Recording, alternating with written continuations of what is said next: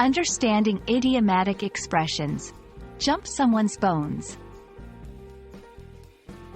Hello, everyone. Welcome back to our channel, where we dive into the fascinating world of English language learning. Today, we're exploring a rather colorful idiomatic expression, jump someone's bones. This phrase might catch you off guard if you're not familiar with English slang, but don't worry, we're here to unpack its meaning and use. So, let's get started. Jump someone's bones is an informal and very colloquial phrase used to describe the act of initiating sexual intercourse with someone. It's important to note that this phrase is quite bold and suggestive, and it carries a connotation of strong physical attraction and desire. Despite its vivid imagery, it's often used in a somewhat playful or humorous context among adults. The exact origins of jump someone's bones are a bit murky, but it's believed to have emerged in the 20th century. Like many idiomatic expressions, it reflects the creativity and evolution of language over time. The phrase plays on the idea of jumping as a sudden action, combined with bones as a euphemism for the body, to create a vivid metaphor for initiating sexual activity.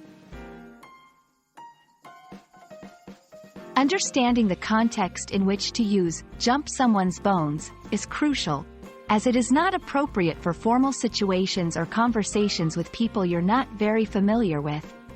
It's typically used among close friends or in media aimed at adult audiences to convey a light-hearted or humorous tone. Always be mindful of the setting and the company you're in when using or encountering this phrase. To give you a better sense of how jump someone's bones is used, here are a few examples. When I saw him in that suit, I just wanted to jump his bones. They've been flirting all night. I wouldn't be surprised if she tries to jump his bones before the party's over. Remember, it's all about consent. Just because you want to jump someone's bones doesn't mean they feel the same way. And that wraps up our exploration of the phrase, jump someone's bones.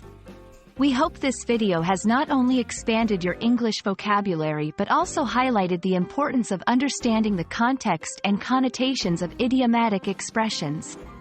Remember, language is not just about words, it's about communication and culture. Thanks for watching, and we look forward to bringing you more insights into the English language.